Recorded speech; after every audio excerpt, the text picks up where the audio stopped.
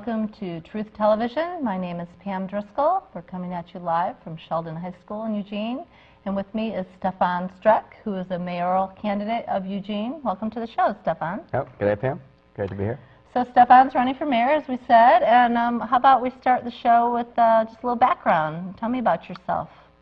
Where were you born? Well, I was born in Worcester, Massachusetts, and then I lived in Athens, Georgia for a while, and that's where I moved here from. I've lived here for about 17 years now, since the summer of 1999, and I really love Eugene. I think we have the best city in the world.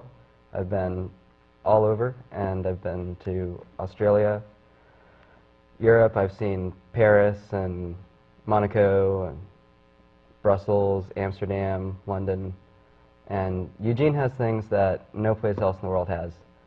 And that's what I tell people when I go to these places. And they ask where I'm from and what I do. I tell them I'm from the best city in the world, and they like to hear that. So now you want to be mayor of the best city in the world. Very yeah, cool. Totally. Good for you. So why are you running for mayor? Well, it's something I've wanted to do for a while. It's just you got to do something with your free time, so I looked into it. Took the time to do the form and collect the signatures, and it's started getting phone calls, and just the learning curve isn't nearly so steep to politics as I thought. Most people just don't want to do it, so here I am. Well, good for you. Are you happy with how Mayor Kitty Piercy has been treating the city, or?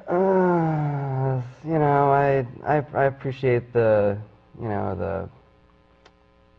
intent, a lot of the consideration behind it, but some of the terminology that's been used to address issues we have in town really gets to me, like particularly the issue with travelers. I don't consider homeless people travelers. Just a traveler is someone who has a starting point and a destination, and they have supplies, they have a plan, because they're traveling.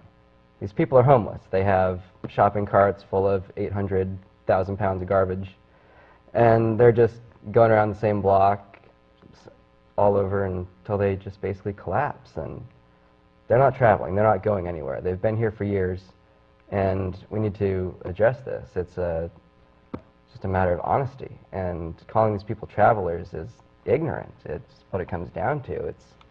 It offends me personally as someone who likes going places and exploring and adventuring.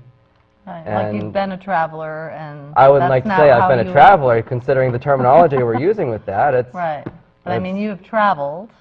I have adventured and explored. I'm avoiding the traveler terminology because of this, this stigma associated with it. I don't want to associate myself with that. If we're going to associate travelers as homeless people, just being a traveler doesn't make you homeless. That means you have a destination and a place you're going.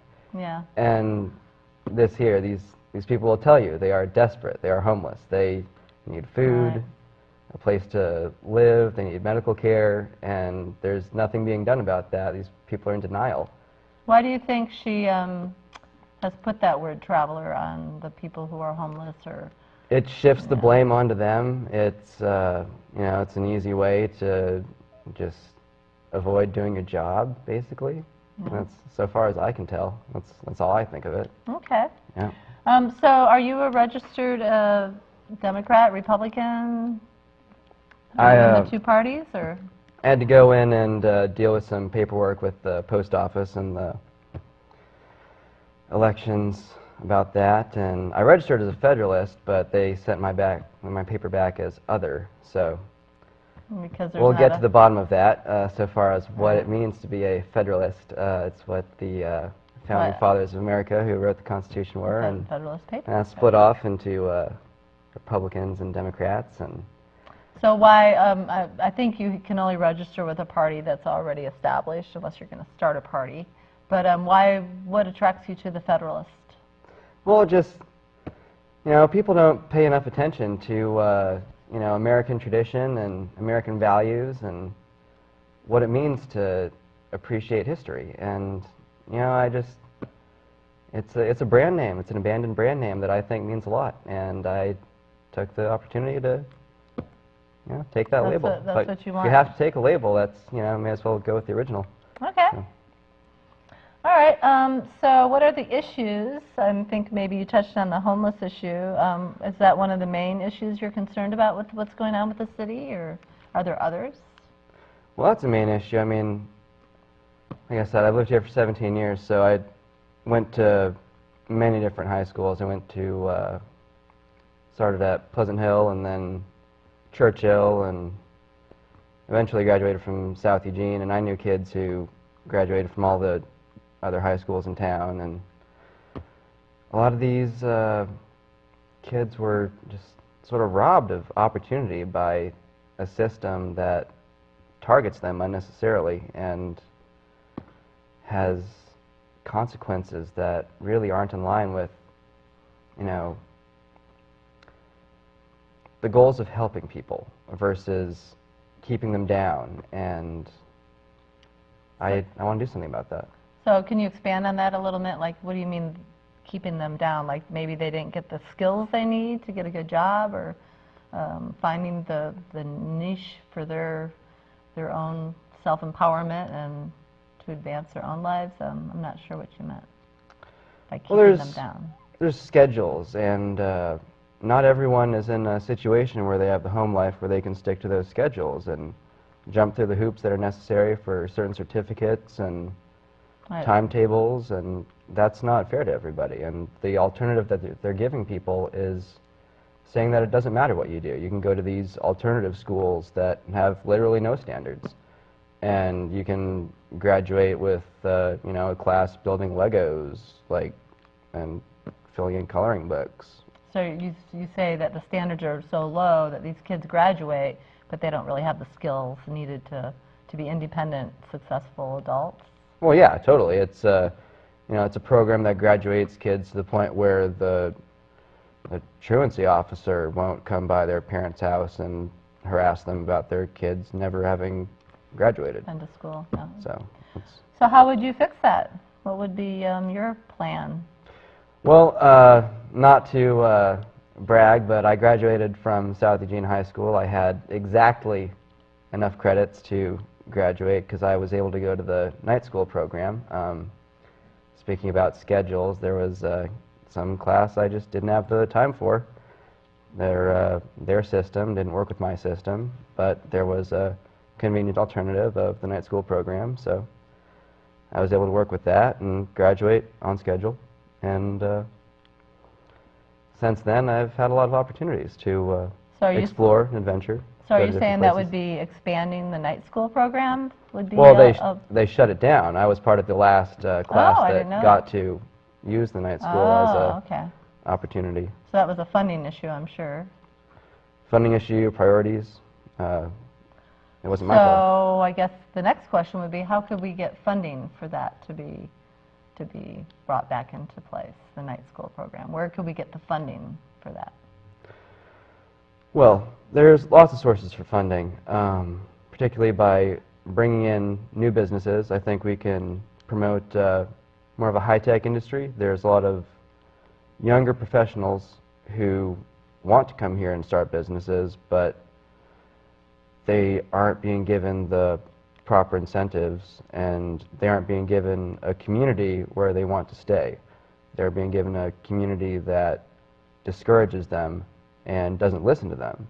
So what we need is people in the government that are willing to listen to entrepreneurs and professionals and just sort out the good recommendations from the stuff that's a waste of time and a waste of money, because there's a lot of money being wasted. You mean in government there's a lot of money being wasted? Absolutely. For example?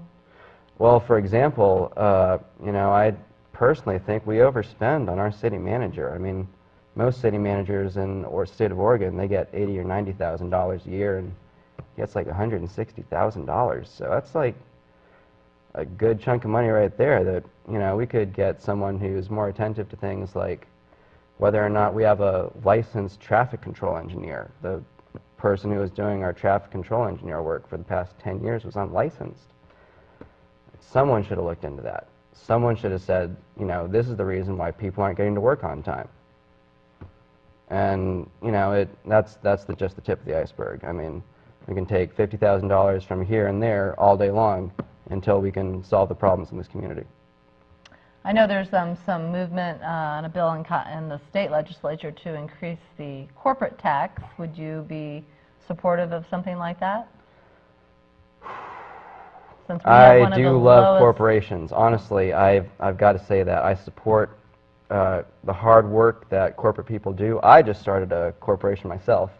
It was a lot of, well, it actually wasn't much work at all. I just registered with the Secretary of State. So I've got to say that, yes, I totally support, you know, taxing, well, if we especially have one of these the large lowest corporations, tax which rates in is, the country. I signed that petition actually down at the LCC when they asked me about that. I was like, yes, I'll do that. I signed that. Right, and it's not saying you're for it, just you want it on the ballot to discuss. I'm totally for it. Yeah. Okay. And just to be clear, the corporate tax in the state of Oregon is one of the lowest in the country. No, I'm quite aware of Yeah. that. Okay. All right. So we have the Kesey Square issue. How do you feel about that? I know before the show started, you said you went to the meeting Monday, and in the Register Guard they had an article about it saying it was a win-win, or they want to find a win-win solution. Yeah, they didn't mention what I said. I told them once again, because I also spoke to them about this a couple months ago at the last meeting, and it's just ridiculous that they keep going forwards with this. There is multiple. With what?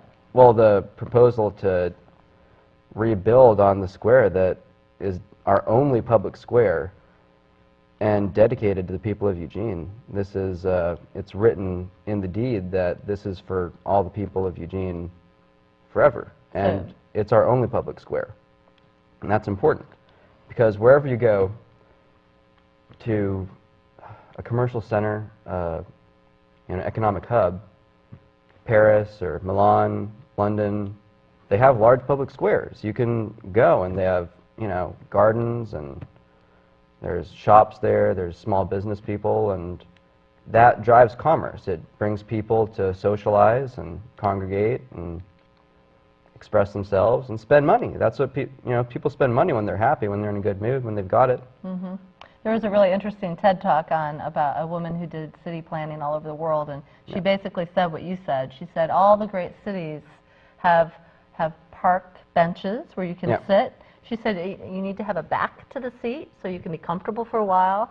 You can hang out, plantings, and she said all the great cities have these little niches, little park blocks or squares, and that without them, a city is kind of, it's just a place where people walk through. They don't spend time in. So definitely. Yeah. And that's there's a lot of small touches like that around Eugene. There's corners you can go to, and there's commemorative benches there, and attractive tiles that are laid in the ground, and it's a nice touch. It makes you feel like this is a spot to have a moment and think about just where you are in life. Right, or even people watch. Just sit there and watch the people Stuff go like by. that too. Yeah. So how could we make Kesey Square, keep it public, but make it a little bit better?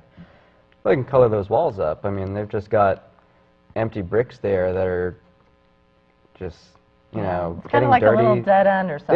They don't even clean the bricks up and polish them. I mean, there's a lot of really artistic people in Eugene. Plenty of them would donate all the time necessary to plan a project that everyone in town would appreciate. I know there's some talk of one of the owners opening up those walls so it's more free-flowing there and having the businesses That's there. negative, because the walls are important, especially for establishing public events. I mean, if they're going to have concerts and stages there, you can't just throw a stage up and lean it against someone's glass shop door. You can lean stuff up against a concrete wall. Okay. All right, so keep Kesey Square, make it a little better, but keep it there. The homeless issue is an ongoing issue that Eugene has been struggling with, as many other cities are, and they're increasing problems. Yep. How can we help this? What are we going to do about the homeless issue? Well, the first step to addressing a problem is admitting that you have a problem. And, you know, it's not admitting a homeless problem to say that we have a bunch of travelers that are passing through. Like, this isn't Atlanta. We're not a massive central hub. That really bothers you, doesn't it? We don't have this train that's busing homeless people from across the country. Right. They're here. They decide to come here because they're under the false impression that this is a place where they'll get help, when in reality it's just one of the few places where they're, you know, really ignored just very apathetically. You know, most other places in the country, the homeless situation is pretty aggressively targeted. They'll bus people to the city limits, the next town over, and that's how these people get here one by one. It's not like a super highway train. They're not traveling. They're kind of just being shoveled here. I want to just quickly say, for anyone watching, if you have a question or comment, you can call in. This is a live call-in show, 541-790-6617. So, well, Springfield's talking about banning panhandling. Yeah, I saw that. Right, and they're saying it's because of traffic issues and, you know, endangers, you know, people driving, pedestrians and all that. What's your response to that? What if that was proposed in Eugene? I would be so aggravated. I don't think it's right to make these nitpicking little laws that target people's private activities. That's, you know, Well, if you make a decision to give someone money, that's your decision, and the government has no right to interfere with that. Right, and the argument is it's freedom of speech. If you want to stand on the street corner and ask for money, then you have that right. Yeah, I mean, it's not just freedom of speech, it's freedom of commerce, and it's, like, that's very central to American values. Okay, so you would be against Absolutely. that proposal. Okay. Yeah. Now, eWeb is trying to get that plaza developed, and there's been talk and all kind of proposals and ideas for people. What's your vision for the eWeb plaza development along the river? That would no longer be eWeb, it would be the city. Well, there's a lot of possibilities we've got there. I like the McMinimans we've got there, and it's pretty much the only business we've got on the riverfront in Eugene. Oh, I was thinking about the eWeb, where the eWeb building was, that they're selling in that area. That's where the development is being planned for. Are you familiar with that? Oh, just a little spot right there? It's actually a pretty big stretch along the river. There's also an industrial site next to where eWeb... Yeah, I thought it was like 17 acres. Yeah, well, yeah, there's more too. It actually is like a brownfield site. It needs to be cleaned up, so... Yeah, it's down by the train tracks. But regardless, I spent some good time in Amsterdam, and they have a lot of canals around there, and some of the best parks they've got there are centered around the river, and it's a lot nicer than what we've got here, which is really a victim of lack of oversight. They don't have enough work being done to keep the parks and the trails clean so that they can be safe for people late at night, or, you know, even, you know, during the day. There's some stuff that happens down there that's not exactly positive. I mean, I've lived here for 17 years, and I used to spend a lot more time down at the river, and I don't anymore for some very good reasons. Mm-hmm. Yep. Yeah, I actually was walking along the river yesterday and today, and there's some nefarious things going on, and it made me a little nervous as a woman alone to be around people who might be a little sketchy, but... Yeah, it's there's ways, definitely. yeah, to me this is an ongoing issue that Eugene's been struggling with, is the homeless. Absolutely. And you know, there's a lot of people who are down and out. There's some people who don't want a home because maybe they're veterans of war and closed-in areas make them nervous, but that doesn't mean we can't find a safe place for them to go. Yeah, there's multiple approaches that we can take to be very cost-effective about this and just provide a lot of help to people that are really just struggling.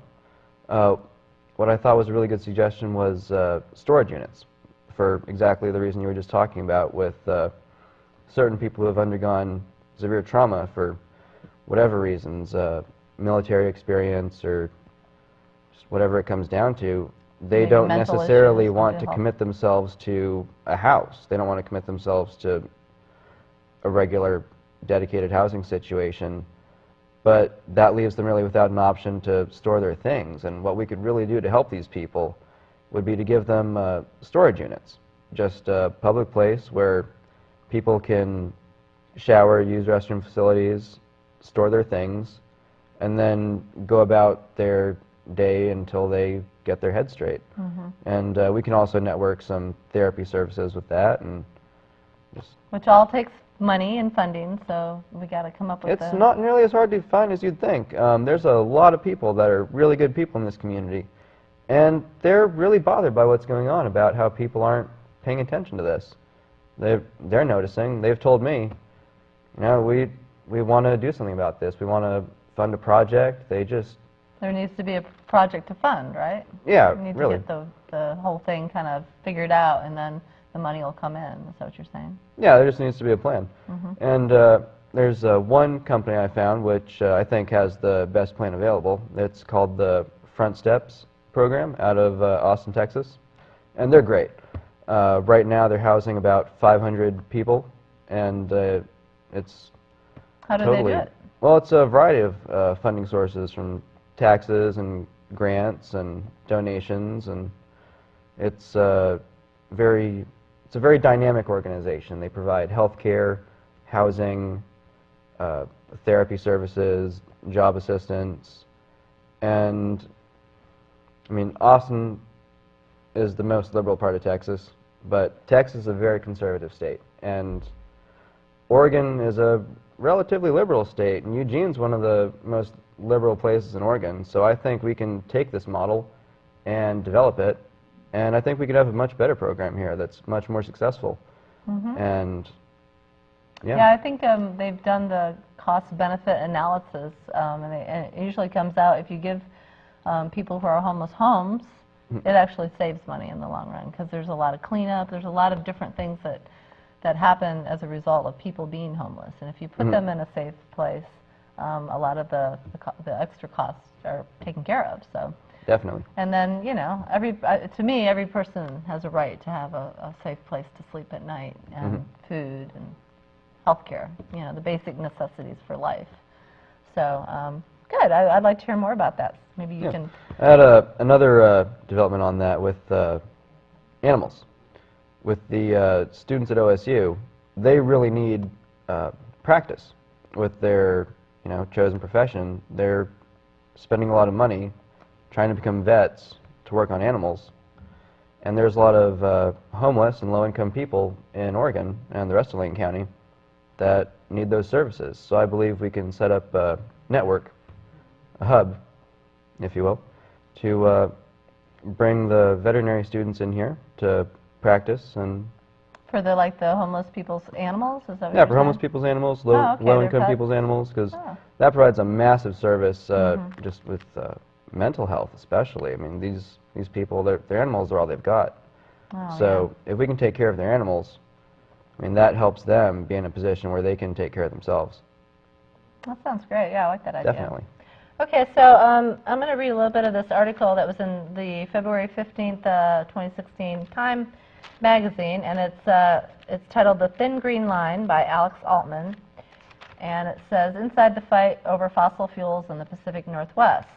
Obviously, I'm not going to read the whole article, but I put out some main parts that I want you to comment on. Yep.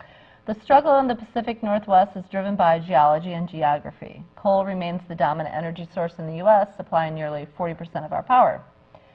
But its grip is slackening. As recently as 2005, the figure was more than 50%, and tough climate regulations by the Obama administration will likely reduce the number quickly. By 2010, the industry determined that its future lay in Asia, with its lax emission standards and huge demand for cheap coal. The prospect of exporting abundant reserves from the huge 100-foot seams in the Powder River basin of Wyoming and Montana looked like a lifeline for an industry in flux.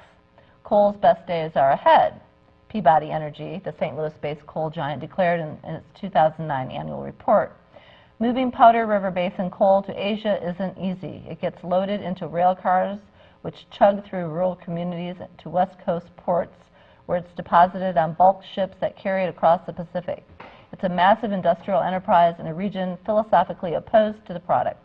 By the time the fossil fuel industry began targeting the Pacific Northwest, Oregon and Washington had already decided to shut down existing coal-fired power plants. But the thin green line has held. More than half of those proposals have been killed or delayed. The rest face deeply uncertain futures. What's happening in the Northwest is like a shutdown defense, said Eric DePlace, policy director at Sightline Institute, a Seattle-based think tank that opposes fossil fuel infrastructure projects in the region. The steep decline in energy prices has played a role as well.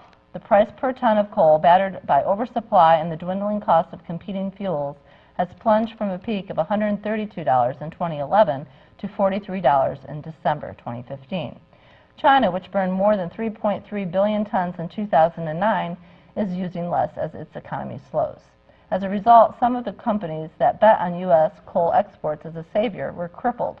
Peabody, which began planning a coal terminal near Bellingham, Washington, in 2011, has seen its stock plummet nearly 90% since February 2015. The Australian firm, formerly known as Ombre Energy, which invested in both the Bellingham proposal and a similar project down the coast in Longview, Washington, was forced to sell off its stake. Wyoming-based Arch Coal, a partner in Longview's terminal, filed bankruptcy on January 11th in a bid to shave $4.5 billion in debt from its balance sheet. At times, the coal firms made it harder on themselves. As the Longview project was getting underway, a records request filed by an environmental group called Columbia Riverkeeper revealed the executives had concealed the scope of their ambitions. They told the community the port would export about 5 million tons of coal per year. Internal emails revealed they planned to ship up to 60 million. Expansion plans should not be made available, an executive warned in a message outlining a strategy to mitigate the political risk. Millennium employees stopped wearing their badges in public after getting hassled in the grocery store. A permitting process that normally lasts about 18 months has now stretched on for 4 years. The future of the project remains uncertain. Millennium still hasn't won permission to build the docks. But local green groups, Portland Mayor Charlie Hales learned that lesson the hard way, the lesson of trying to let the coal go through. A former lobbyist and transportation planner, he kept a plaque on his desk that broadcasts a tongue-in-cheek mantra, "Because I said so." In this liberal mecca, Hales tries to balance economic and environmental concerns.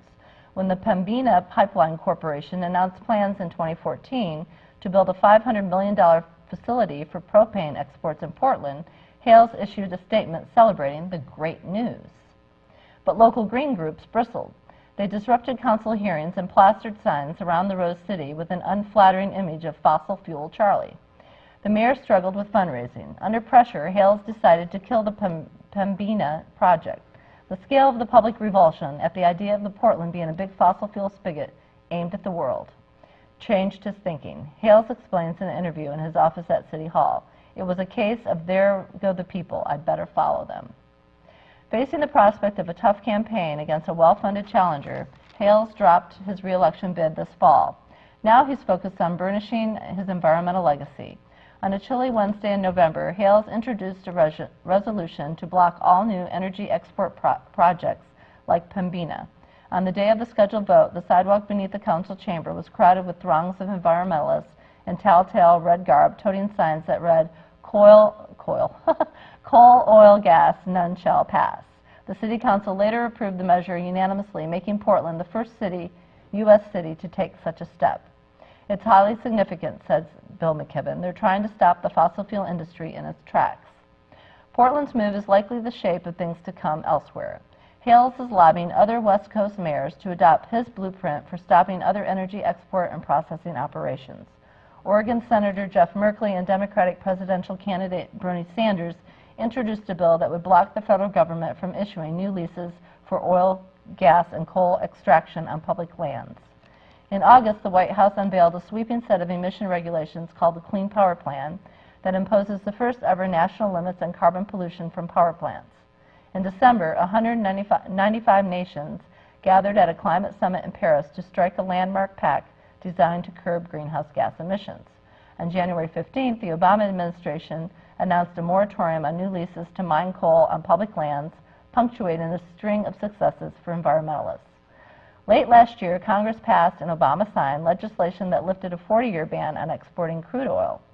Still, the broad trends suggest the U.S. may be moving away from easy sale of extracted carbon abroad.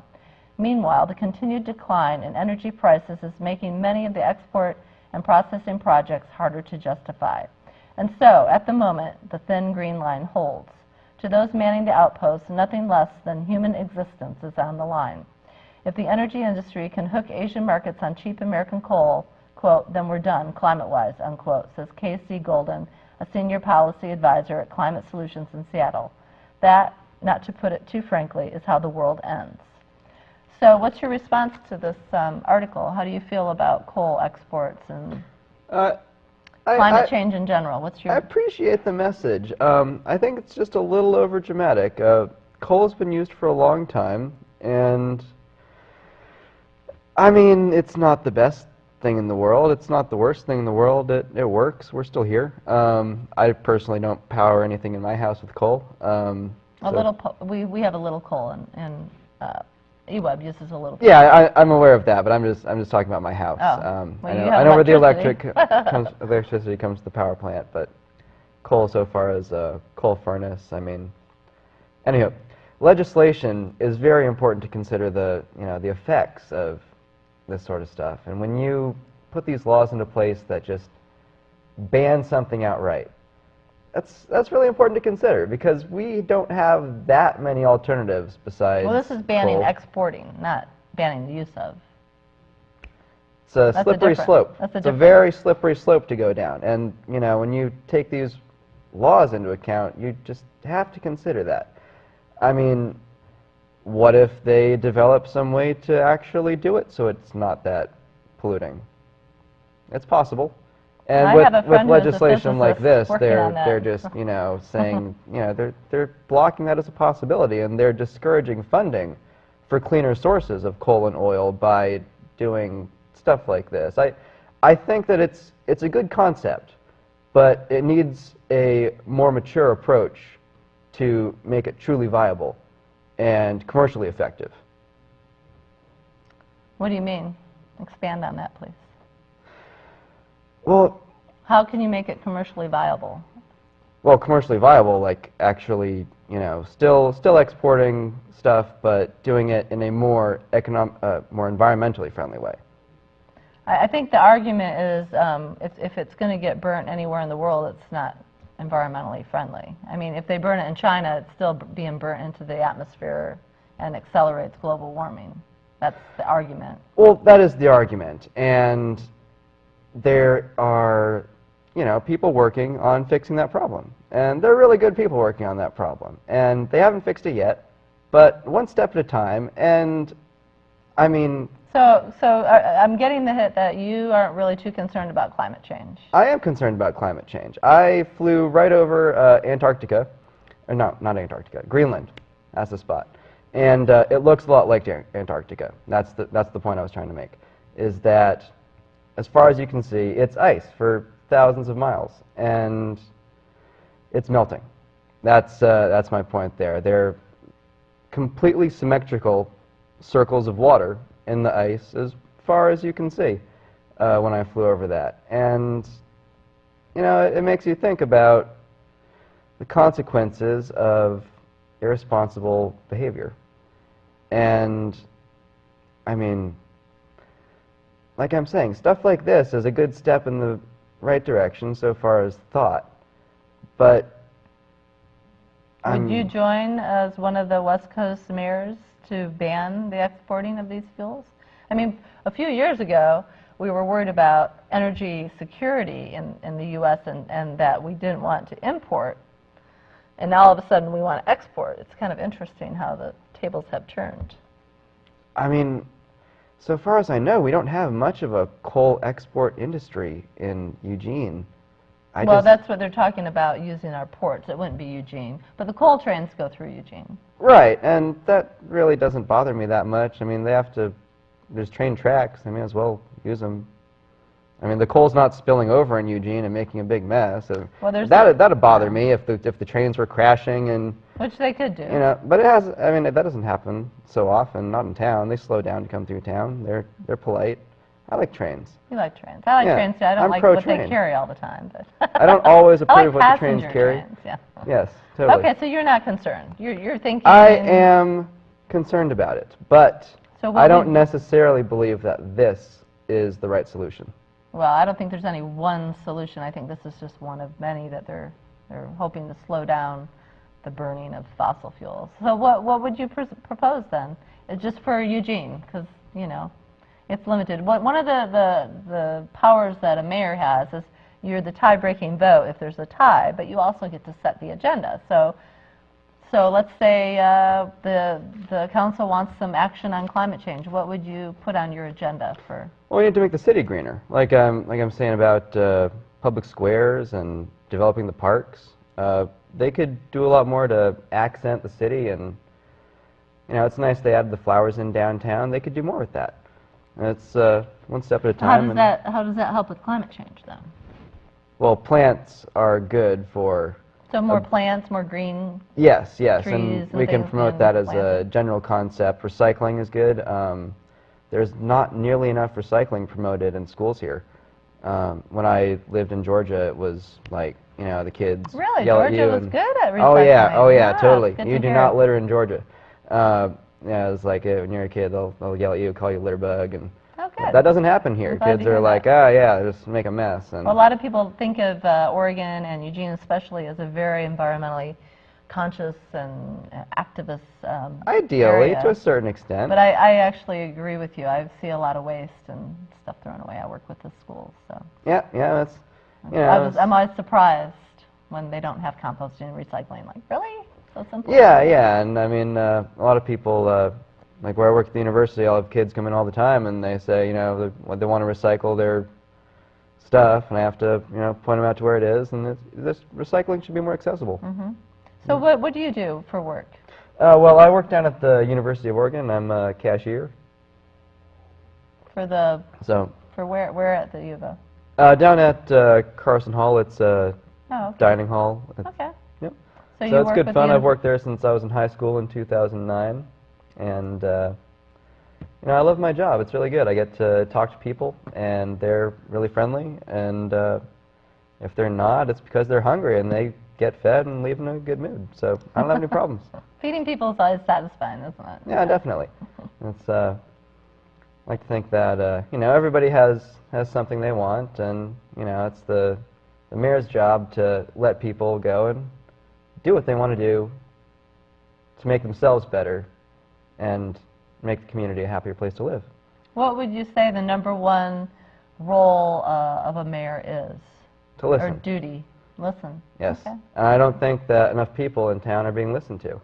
I think that the people that are upset about the EMX, the people that are upset about the South Willamette project, that those people are having their property rights disrespected and not considered, and that's not fair. I think that those people deserve, you know, just all the consideration of citizens of America. I know there's been a lot of people that wanted to vote for the EMX, to vote on the EMX, rather than just, what would you say about that? I don't think there's anything we can do. I think it's pretty much a done deal, so I don't think there's, that would be a delayed response.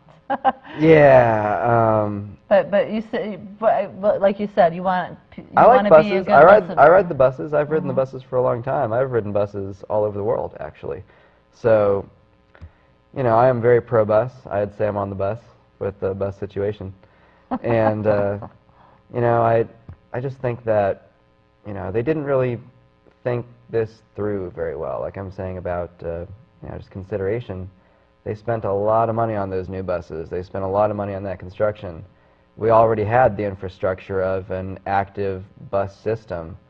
We could have just added new routes, added new buses, and much more cost effectively ended the congestion problem. Well, there's studies that yeah. have shown that the more you build roads, the more congestion. It doesn't really solve the problem. We might have a call. Yeah, lovely. Or not. Maybe our ringer's not on. Hello, welcome to Truth Television. Who's this? This is John. Hi, John. What would you like to say? Well, got to back up a little here when you're talking about the coal and environmental impact and stuff. I think what we should be more concerned about is the depletion of the total weight of the Earth. Now, in argument against that, there was some scientist guy here several years ago that put a pound of, well, I'm going to call it a pound. I don't remember the exact figures. But anyway, he put, let's say, a pound of coal in a sealed container and burned it. He put it in the container, weighed the container, burnt the coal in the sealed container, and the container weighed the same after the coal had burnt and gone. And so that was his proof that we're not depleting the weight of the Earth. But what happened when he uncorked that thing and let those gases out into the atmosphere? And we are depleting the total weight of the Earth by millions of tons every day in oil, coal, timber, and my fear is somewhere down the road, maybe it could be 1,000 years or something, the Earth's going to get too light to stay in orbit. And so, you know, that's the fact that this scientist claimed that no weight is ever lost or gained. But if it's turned out into the atmosphere, and we don't exactly have a glass globe around us, the atmosphere is open to the whole galaxy. And so some of that stuff is bound to dissipate into the atmosphere. And I think that the Earth is probably getting lighter. Well, that's the first time I've ever heard that. Do you have a response? Yes, I think that's a great question. I do believe that the Earth is getting lighter, and that would explain it. So far as I know, the Earth actually is getting closer to the Sun. I'm not sure if it's just because it is getting lighter. It has to do with the speed at which the planet came into orbit with the Sun and how that progresses over time. But if the weight of the planet is the problem, I believe that we can develop the technology to bring nearby asteroids to the planet and increase the planet's mass. We can get some fresh water and possibly some new resources that way too. What if they hit us, though, those big asteroids? I've seen those movies. The big asteroids hitting. I'm willing to consider that and give it over to some top scientists to work on. Honestly, I think they can bring it in at a reasonable pace to, do it safely. There's lots of good people that are always willing to take on new projects, and that sounds like a win-win situation to me. That is much more realistic than the recent win-win situation proposed by the City Council. Well, another concept that I have is that, pumping the oil out of the ground, I think that oil is a natural lubricant for the tectonic plates. And I've heard that, yeah. They've been pumping oil out of Southern California for over 100 years, and they're the highest quake prominent place in the United States. And I think that is at least partially caused by the fact that there's so much friction between the plates now that's not being greased by crude oil. And so that's another seems like they've been doing this. That I have. They've been doing this extractions with our natural resources without really knowing what the end results are, just for the greed. It's kind of like the pharmaceutical industry putting these drugs on the market to get the money when they don't really know the long-term effects. So I actually have heard about the oil being pumped out being a concern. Yeah, I like using the natural methods. My line is, what do you call a solar spill? A sunny day. Totally. I also, I advocate being prepared. Absolutely. It's just take life one day at a time, and what happens happens. There's a certain chaos theory that you can't guarantee what's going to happen tomorrow. So you just go with it. Do the best you can. Right? Definitely. I'll be 85 in 2 weeks, and I'm not too worried about my future, but worried Yep. about the future of my descendants. I hear you, John. Me too. Well, happy birthday. Yeah, righteous. Happy birthday, happy early birthday. Another yeah. Pisces, right on Thank Pisces. you. And with that, I'll Dangerous. open the lines for somebody else. Thanks, John. Call again. Now keep it real. Bye. Bye. Keep it real. I like that. Definitely. Yeah. So yeah, so you're for being prepared. Yes, Because we are absolutely. in the, you know, the ring of fire, and the big ones due. It's overdue. Yep, definitely. There's been a lot of emergency preparedness going on, and what would you advocate for? Are you for a new courthouse? That's also in they're talking about. I like More the courthouse tax we've money, got. yeah. You know, I wouldn't have even advocated for a new city hall. You know, Yeah.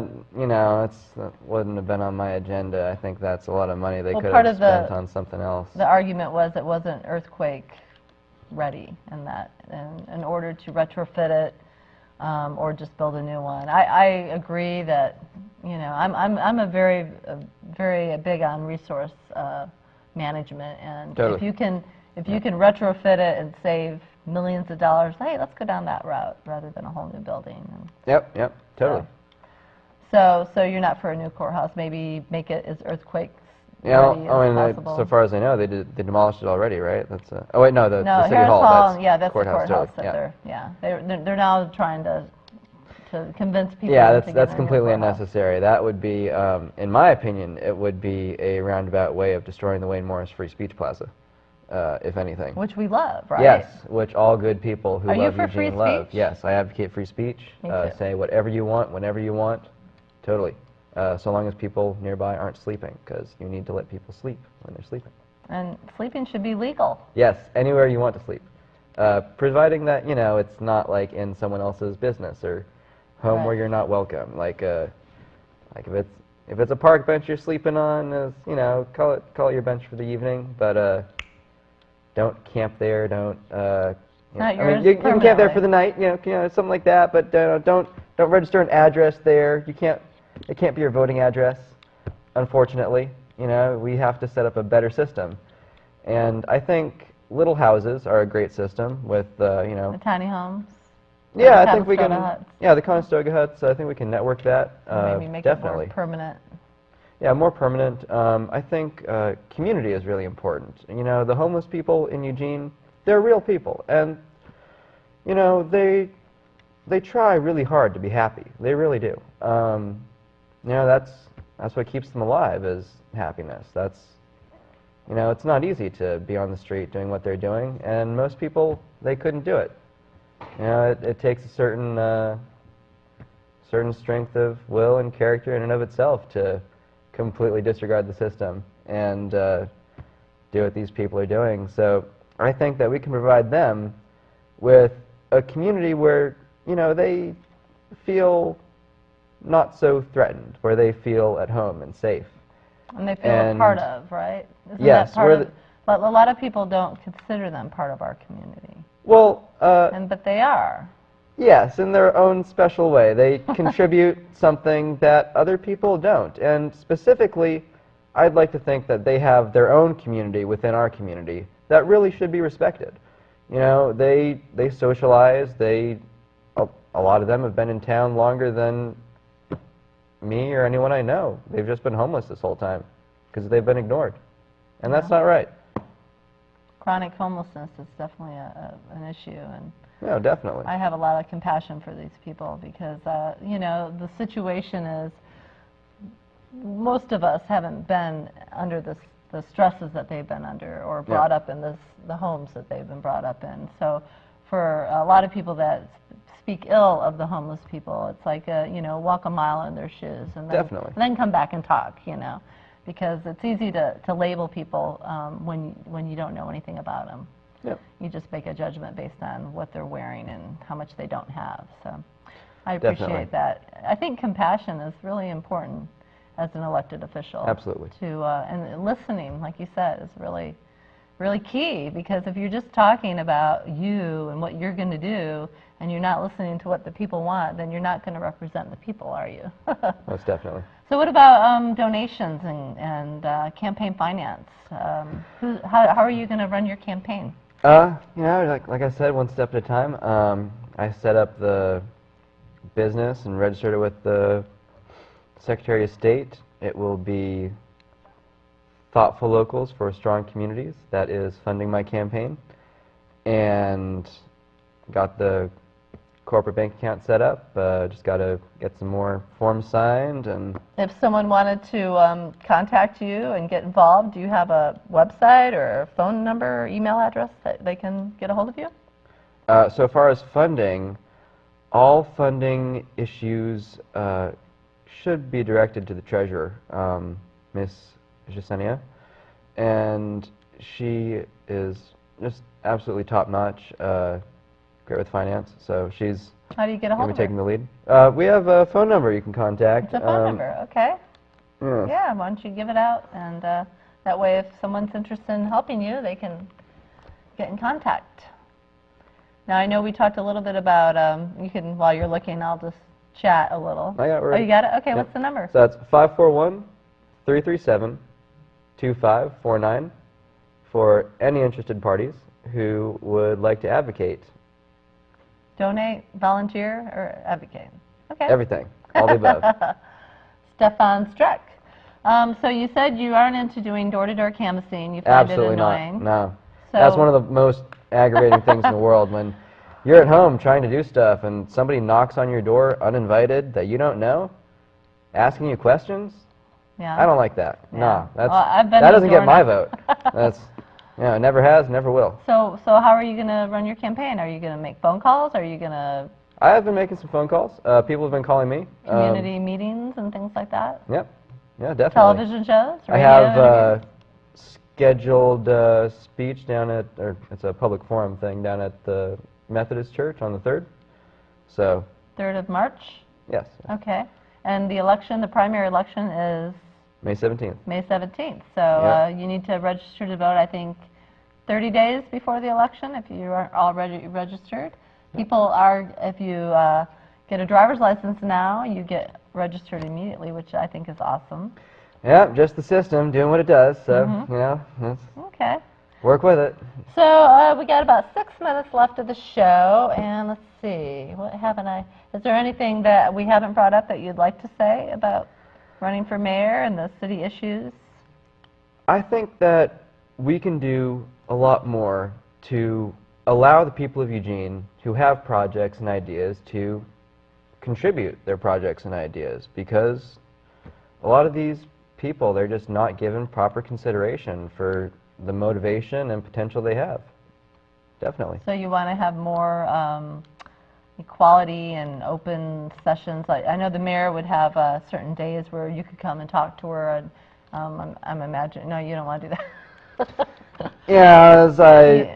well, first off, that water fountain in the city council room, it needs to be fixed, because The drinking fountain? yeah, that drinking fountain is awful. The water does not leave the metal surface of the drinking fountain. That's everybody's putting their mouth on it.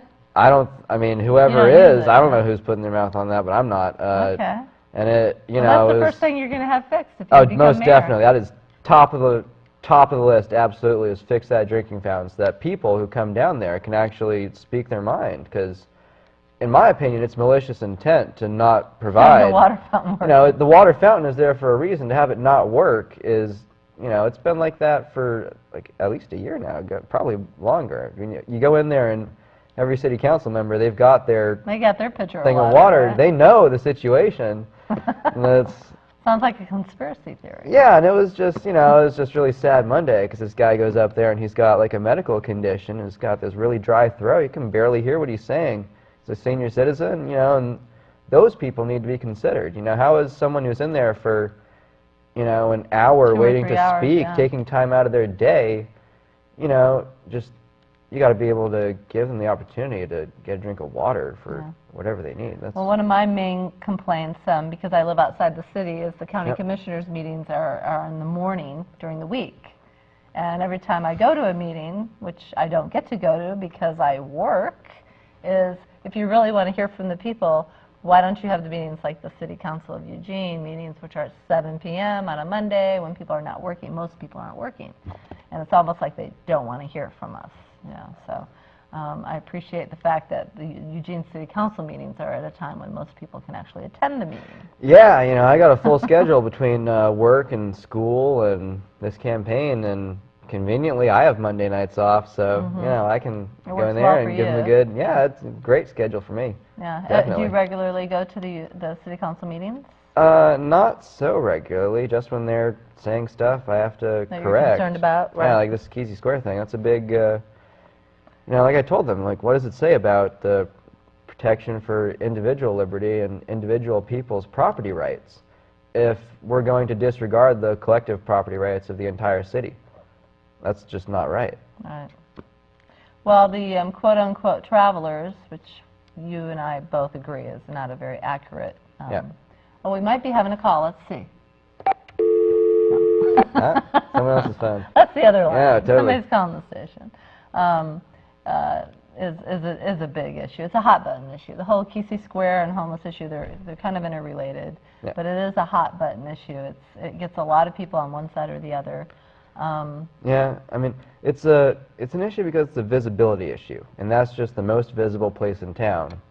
I mean, if you don't have a laundry in your own home, it's easy enough to find the homeless problem in Eugene by just going to the laundromat and trying to get some laundry done. I've found, you know, trying to do some laundry, and there's a needle sitting there on top of the machine with the used bandage next to it, and the rubber seal for the door has been taken off. And this is some place where single mothers, you know, are supposed to be able to do their laundry. You know, college students, senior citizens. So having, I know that on Highway not a 99, homeless shelter. yeah, Highway 99, they have a place for people to take showers, and then they have the family center that's over by Civic Stadium. So it seems like we need more expanded services like that. So there's. Yeah, we need more that's kinda expanded hard. services. I think we Long need, ways.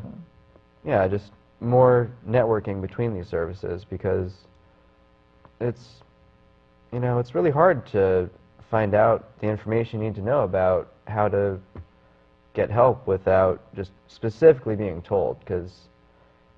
Right. I know that some people have, like, there's like a sheet of paper with all the different various clinics and assistance programs that you can go to, but you can't always, I mean, not everybody has access to that, and not everybody wants access to it, but yeah, it's a big issue. I think that's probably, other than, we haven't gotten into the urban growth boundary.